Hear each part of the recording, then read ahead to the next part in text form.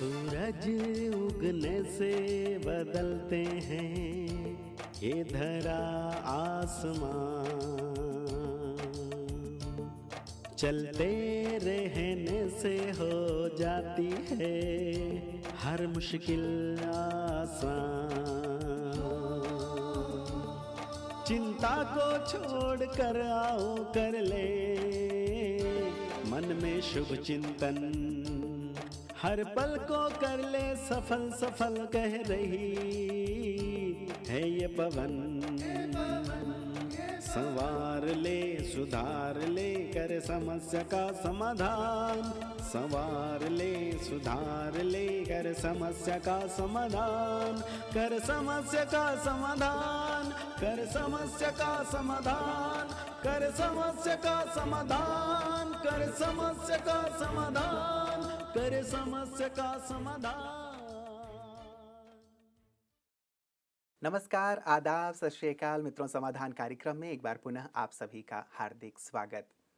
कल भी हम चर्चा कर रहे थे और आज भी मैं शुरुआत वहीं से करना चाहूँगा कि दुनिया में लोग कहते हैं कि ज़िंदगी ऐसी ना जियो कि लोग फरियाद करें, बल्कि ज़िंदगी ऐसी जियो कि लोग फिर याद करें। वास्तव में ये तभी होता है जब हम संसार और समाज के लिए बहुत कुछ करके जाते हैं, दूसरों को सुख देकर जाते हैं। जो दूसरों को तकलीफ़ देता है, कष्ट देता है या समस्याओं से ही घिरा रहता है, अपना ही रोना रोता रहता है, तो कहते हैं ना कि आंसू तो पलकों का भी साथ छोड़ जाती हैं। तो ऐसे लोगों का साथ लोग छोड़ते चले जाते हैं। हम खुशनुमा जीवन जिएं, कुछ ऐसा जीवन हो जो दूसरों के लिए प्रेरक हो, जो दूसरे आपको याद करें और साथ ही साथ आपके साथ रहना भी चाहें। यही प्रेरणा समाधान कार्यक्रम आपको देता रहता है कि कैसे अपने जीवन को ऐसा खुशहाल बनाया जा सकता है, ऐसा श्रेष्ठ बनाया जा सकता है ताकि लोग आपसे बहुत कुछ सीखें। आइए इन्हीं सुंदर बातों के साथ आज की कड़ी की शुरुआत करते हैं और स्वागत करते हैं भ्राता जी का। भ्राता जी, स्वागत और अभिनंदन। Thank you. फिर याद करें लोग हमें, क्या किया जाए? कितना अच्छा हो। फील्ड बहुत हैं आजकल जी। केवल मनुष्य को अपने स्वार्थ को त्याग कर कुछ समय और कुछ धन परोपकार में लगाना ही होगा। जी। हॉस्पिटल में चले जाइए, ऐसे गरीब आपको मिलेंगे जिनके पास दवाई खरीदने को भी पैसे नहीं हैं, जिन्हें ऐसे कष्टदायी रोग हो गए हैं जिन पे बहुत पैसा खर्च हो सकता है। उनकी मदद चाहे पैसे से की जाए, चाहे ऐसे साधन बनवा दिए जाए कि उनका इलाज फ्री हो जाए। ऐसे बहुत सारी जगह हैं, मनुष्य को पता भी नहीं होता कहाँ कहाँ अच्छा इलाज होता है। गरीबों के पास चले जाइए, उनकी झोंपड़ियों में जाइए, उनकी बातें सुनिए, आप पैसा भी न लगाइए, उनकी बातें सुनिए, उनकी समस्याएं सुनिए, उनको अच्छी बातें सजेस्ट कीजिए, बहुत बड़ा काम हो जाएगा। कुछ लोग अपने मन से निराश बहुत हैं। मैं देखता हूँ स्टूडेंट्स को, जब एग्ज़ाम आता है तो बहुत सारे स्टूडेंट्स एकदम खुशी गुम हो गई है, निराश हो गए हैं, टेंशन में, नर्वस हो रहे हैं, डर लग रहा है क्या होगा क्या होगा। ऐसे में बच्चों को उमंग दिला देना, उनके खोए हुए आत्मविश्वास को फिर से जगा देना, उनके अंदर जो हीन भावना आ गई उसको फिर से ठीक कर देना, कितनी बड़ी सेवा होगी। तो भले ही पैसा भी खर्च नहीं हो रहा है, हम किसी को कुछ दे भी नहीं रहे हैं, लेकिन ऐसे निराश बच्चों में आशा का संचार कर देना बहुत बड़ी सेवा होगी। ऐसा हर व्यक्ति को अपना कुछ समय और कुछ संपत्ति सेवाओं में अवश्य लगानी चाहिए। देखिए जैसे लोग करते भी हैं, भाई विकलांग लोग हैं, उन्हें गाड़ियाँ बांट रहे हैं, हाथ गाड़ी जो होती है, और गरीब लोग हैं उनके लिए भोजनालय खोल दिए हैं। कभी अकाल पड़ता है, हमारे राजस्थान में पड़ता है, तो अच्छे अच्छे सेठ लोग भोजनालय खोल देते हैं, भाई 1 रुपये में भोजन मिलेगा। तो सेवा होती है ना, मनुष्य का पुण्य भी जमा होता है और यादगार भी बनती है, मनुष्यों के दिलों में इनकी छाप पड़ जाती है। ऐसे ही धन कमाया, ऐसे बच्चों को देकर चले गए जिन्होंने उड़ा दिया शराब कबाब में, जुए में, क्या काम आया। लेकिन जिसका धन पुण्यों के कार्यों में लग जाए, इसलिए एक बहुत अच्छी बात कही जाती है कि देखिए लक्ष्मी तो चंचल है, धन तो आज मेरे पास है, कल तेरे पास, परसों औरों के पास। इस धन को जो विनाशी है, यदि हम अविनाशी संपदा बनाना चाहते हैं, अचल संपत्ति और चल संपत्ति की बात नहीं, अविनाशी संपदा, तो इसको पुण्यों में लगा दो, तो धन तो यूज हो गया पुण्यों में, और पुण्य हो गए अविनाशी संपदा, जो यादगार भी बन जाएंगे और मतलब जो चंचल लक्ष्मी हाँ अचल हो अचल हो जाएंगे। गए, और जो मनुष्य को समय पे काम आएंगे। हम्म, ये बिल्कुल सत्य है कि पुण्य कर्म ही मनुष्य के सच्चे मित्र हैं। अगर कोई मनुष्य ने बहुत पाप किए तो भगवान भी उसका साथ नहीं निभाता, लेकिन अगर किसी ने बहुत पुण्य काम किए हैं तो भगवान भी चाहे साथ न दे, उसके पुण्य कर्म उसे साथ देंगे। जी जी, वैसे भी सृष्टि का नियम ही है कि जो जैसा कर्म करेगा वैसा फल पाएगा। तो यदि हमने अच्छे कार्यों में अपना धन लगाया है, अपना तन लगाया, तो निश्चित रूप से हमें उसका श्रेष्ठ फल प्राप्त होगा ही होगा। दादा जी, मेल्स की ओर अब आपको लिए चलता हूँ मैं इन सुंदर विचारों के साथ। ये मेल हमें भेजा है रुपेश जी ने। कहते हैं, सर मेरा नाम रुपेश है, मैं 27 साल का हूँ, महाराष्ट्र से हूँ और मुझे भूलने की बहुत बीमारी है। मुझे 5 मिनट पहले रखी हुई जो चीज़ है वो भी याद नहीं आती है। कोई चीज़ मैंने कहाँ रख दी है। ऐसा लगता है कि धीरे धीरे मेरी जो स्मरण शक्ति है क्षय होती जा रही है। कृपया बताएं कि मैं क्या करूं। 5 मिनट पहले भी रख के भूल जाते हैं, हाँ, मतलब ये तो बहुत ही इनके दयनीय लिए स्थिति है। हाँ एक बड़ी समस्या हो गई, क्योंकि इससे ये जीवन में कुछ भी कर नहीं पाएंगे। जी स्टडी तो ये कर ही नहीं सकते, क्योंकि साथ साथ भूलते जाएंगे। और ये समस्या कुछ बुजुर्गों को भी मिल जाती है ये तो ब्रता कि जी यंग ये हैं तो अभी। 27 साल के जी जी हैं, जी। तो इनके लिए तो ये बड़ी निश्चित रूप से दयनीय बात है, लेकिन ये इससे बाहर आ सकते हैं। अगर किसी डॉक्टर ने कोई मेडिसिन सजेस्ट की हो वो भी ये लें, हम इस बात को रिजेक्ट नहीं कर रहे कि मेडिसिन न ली जाए, लेकिन सबकॉन्शियस माइंड की शक्तियों का एक प्रयोग करेंगे ये इस तरह। रात को सोते वक्त और सवेरे उठते ही 5-5 बार संकल्प करेंगे, मेरी मेमोरी बहुत तेज हो गई है, मेरी मेमोरी पावर परफेक्ट हो गई है, मुझे हर अच्छी बात याद रहने लगी है, मुझे हर अच्छी बात याद रहती है। 5 बार मेरी मेमोरी पावरफुल है, तो सबकॉन्शियस माइंड इसे स्वीकार कर लेगा और धीरे धीरे इनके ब्रेन की जो वो एक कैपेबिलिटी है वो जागृत होने लगेगी। एक काम इन्हें ये करना चाहिए। दूसरा, ये अपने ब्रेन को एनर्जी देंगे। मैं फिर अपने सभी दर्शकों को वो विधि बता देता हूँ, देखिए आप भी कर लीजिए। हाथ मलते हुए 3 बार याद करेंगे, मैं मास्टर सर्वशक्तिवान हूँ। अभी देखिए हाथों में कैसी एनर्जी है, जी कितने पावरफुल बिल्कुल स्पंदन महसूस है। होती है ये कि हाँ, हाथों में अपनी। कितना अट्रैक्शन है। जी जी अभी ये एनर्जी हमें ब्रेन को देनी है, तो हाथ ऐसे मल के 1 मिनट के लिए ब्रेन पर ऐसे रख लिए जाएं, लेफ्ट राइट, आंखें बंद की जाएं जी और संकल्प करें, ये एनर्जी मेरे ब्रेन को परफेक्ट कर रही है। शांत 1 मिनट बैठ जाएं। ऐसा 10 बार सवेरे करेंगे ये, जी तो एनर्जी ब्रेन को जाएगी, ब्रेन को परफेक्ट करेगी और ब्रेन का जो एक कार्य है स्मरण रखना जी वो होने लगेगा। बिल्कुल। लेकिन इनको राजयोग मेडिटेशन भी करना चाहिए जितना भी इनसे हो। ज़्यादा समय न बैठ पाएँ तो 10-10 मिनट 3-4 बार बैठें ये दिन में, और जस्ट कुछ चीज़ें रट लें, भले इनको याद नहीं रहेंगी, लेकिन कोशिश करें जैसे मैं आत्मा हूँ, शांत स्वरूप हूँ, मेरा परम पिता शांति का सागर है। नहीं तो एक कमेंट्री की सीडी ले लें, उसको बजा लें और उसके साथ साथ ऐसा अभ्यास करें, तो इन तीनों बातों के प्रयोग से इनकी मेमोरी पावर पुनः बहुत अच्छी हो जाएगी, हमें पूर्ण विश्वास है। बिल्कुल प्रता जी, ये जो मेमोरी वाली बात है वो बहुत सारे बच्चों के साथ ये समस्या रहती है। स्कूल में जब मैं भी जाता हूँ पढ़ाने के लिए, तो बच्चों की एक खास समस्या रहती है कि हमारी स्मरण शक्ति बहुत क्षीण होती जा रही है, कंसंट्रेशन हमारा बहुत मतलब लो होता चला जा रहा है। और कोई यदि स्मरण शक्ति सिखाने वाला गुरु आ गया, बताने वाला, तो तुरंत ही सारे बच्चे भाग खड़े होते हैं और पूछने लगते हैं कि कैसे बढ़ाएं कैसे बढ़ाएं। क्यों हुई ये क्रिटिकल पोजीशन स्टूडेंट्स की? अभी छोटे बच्चों की बुद्धि तो बहुत शार्प होती है और उनकी मेमोरी पावर बहुत ही तेज होनी चाहिए। मैं कुछ कारण गिना देता हूँ जिन्होंने इसको नष्ट किया है। एक चीज़ टीवी, दूसरा इंटरनेट, तीसरा हर एक के हाथ में मोबाइल। बच्चे गेम देखते रहते हैं उसमें, तो ब्रेन की शक्ति तो उतनी है।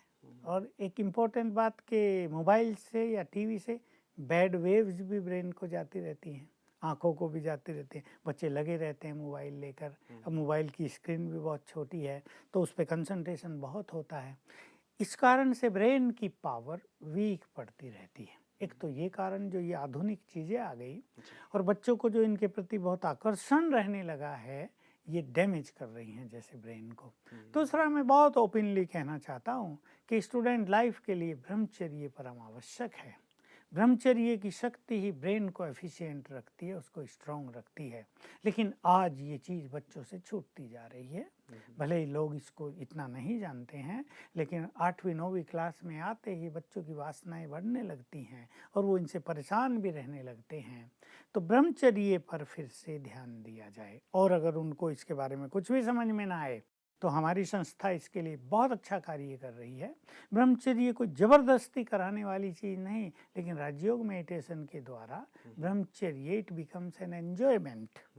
ये बहुत अच्छा आनंद हो जाता है, और जिसको बच्चे अच्छी तरह स्वीकार कर लेंगे तो उनकी मेमोरी पावर भी बहुत स्ट्रांग रहेगी। तो अब इन्हें पूरी तरह से नकारा भी तो नहीं जा सकता है, इससे बहुत सारी इन्फॉर्मेशन बच्चों को मिलती भी है, आवश्यक अंग जैसे बन गया है।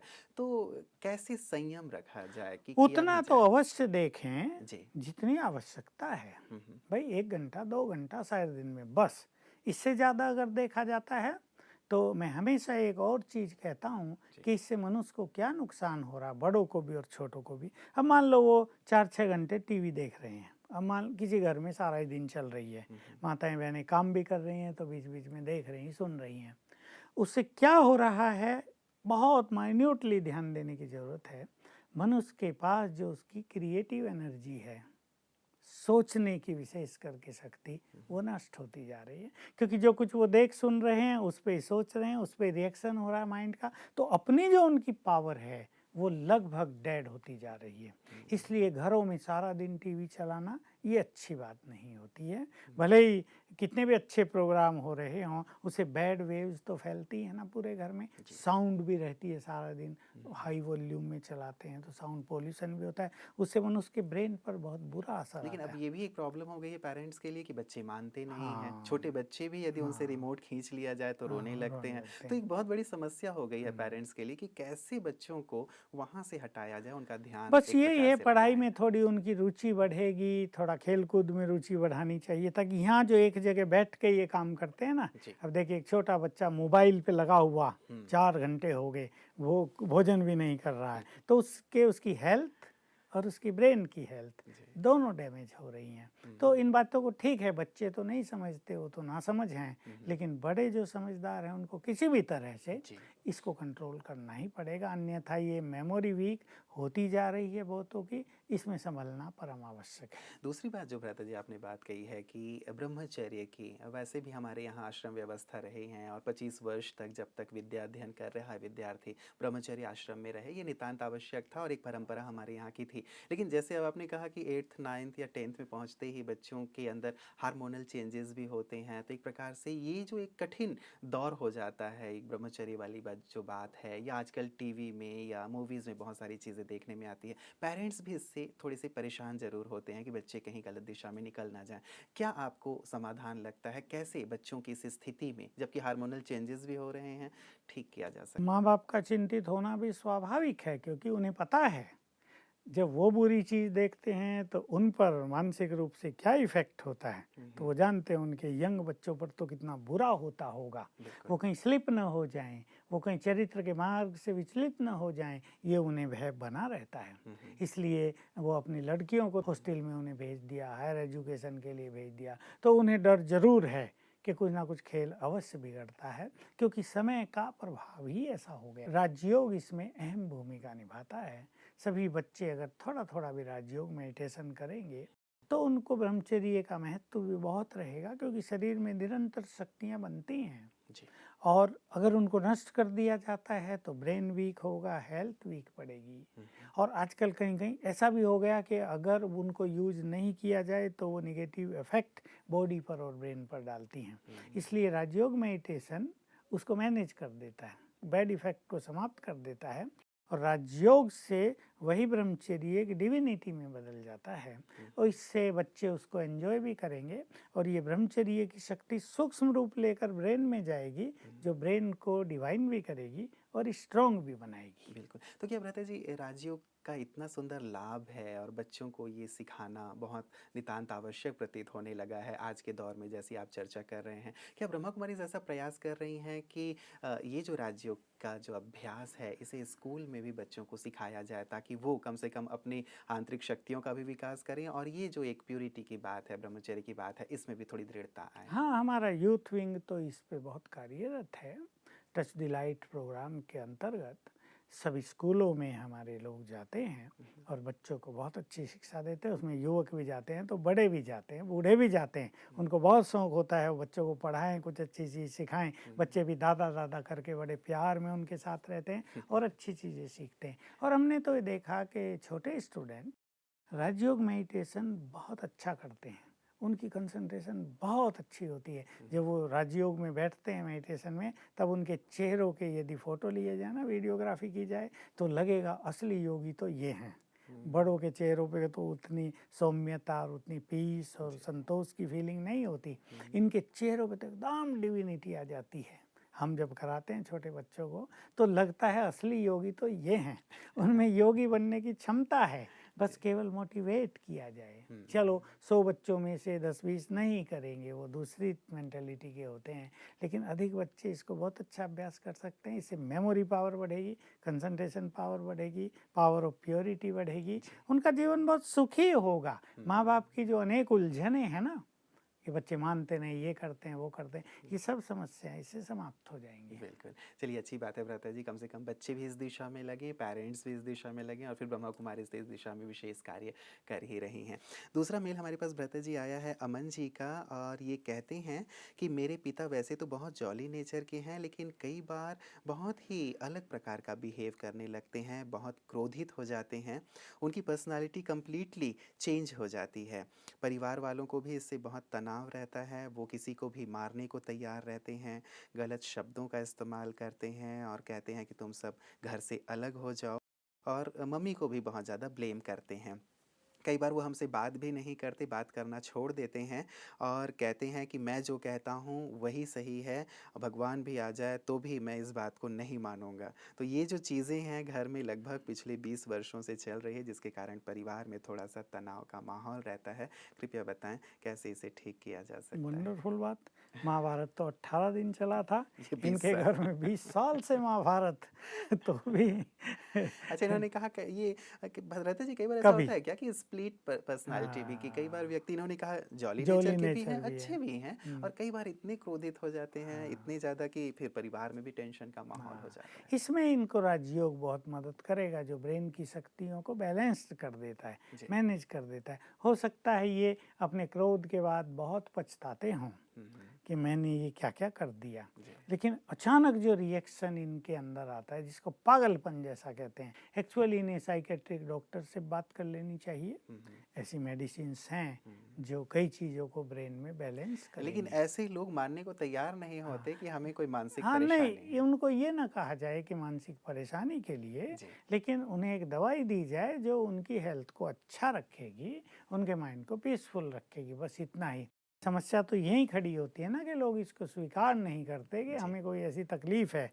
वो तो यही कहेंगे तुम सब दोषी हो, तुम ऐसा करते हो, तो मैं इसलिए गुस्सा मुझे नहीं गुस्सा करूँगा तो आता है। क्या करूँगा मैं, तुम सुधरोगे कैसे? जी। तो इससे सचमुच इनके घर में एक दयनीय स्थिति बनी रहती है। अब जो भी इनमें राजयोग मेडिटेशन करते हों, उन्हें चाहिए अपने घर में 3 बार 15-15 मिनट मेडिटेशन करके घर में शांति के वाइब्रेशंस फैलाएं। देखिए एक ऐसी स्थिति भी हो सकती है कि वहाँ इतने सुंदर वाइब्रेशंस हो जाएं, क्रोध उनका जागृत ही न हो।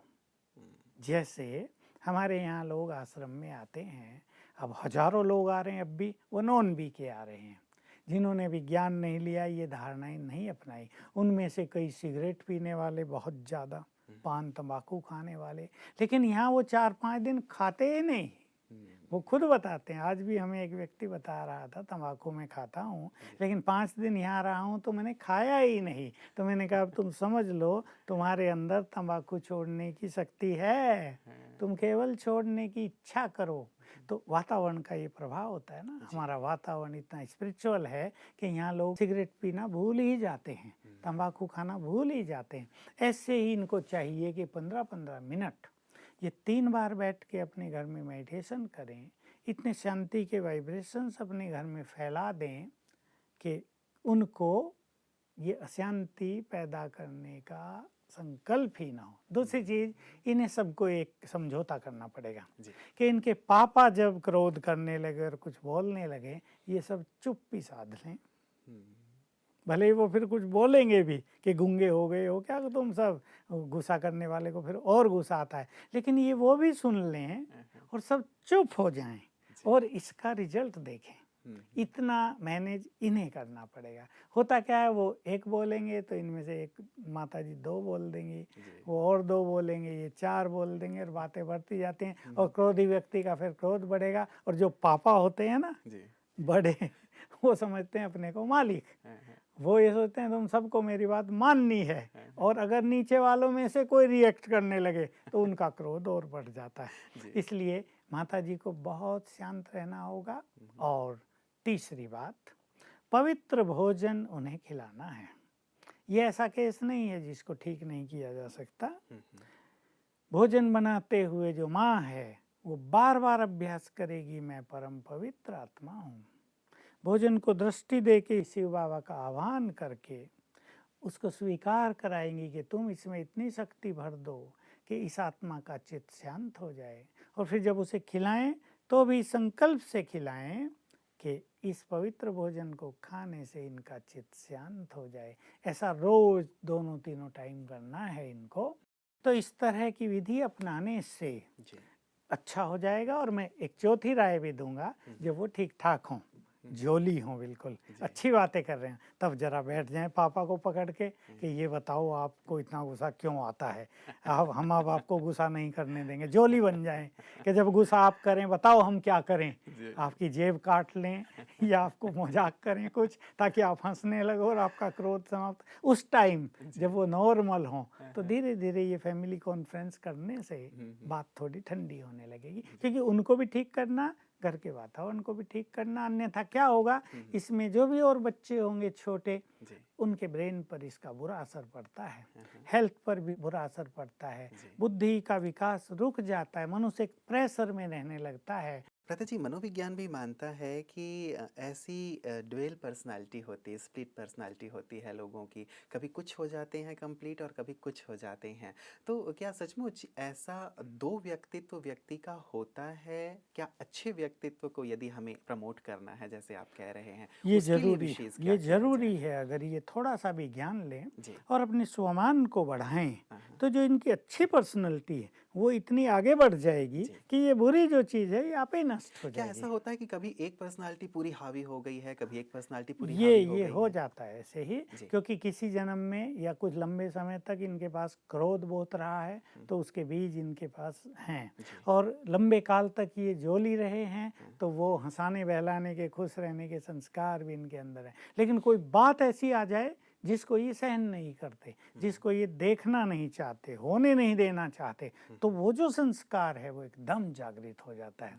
तो योग बल से भी इसको नष्ट किया जा सकता है, स्वमान के बल से भी इसको बैलेंस किया जा सकता है, और ऐसी पर्सनैलिटी को ठीक किया जा सकता है। ऐसा असंभव कुछ नहीं है। बिल्कुल, मतलब एक पॉजिटिव पर्सनालिटी बनाई जा सकती है, जैसा कि अमन और इनके परिवार वाले चाहते हैं कि पिताजी हमेशा जॉली नेचर वाले ही रहें, किसी भी प्रकार का जो दूसरा एक पर्सनालिटी देखने में आता है वो ना आए। ऐसा राजयोग से संभव है।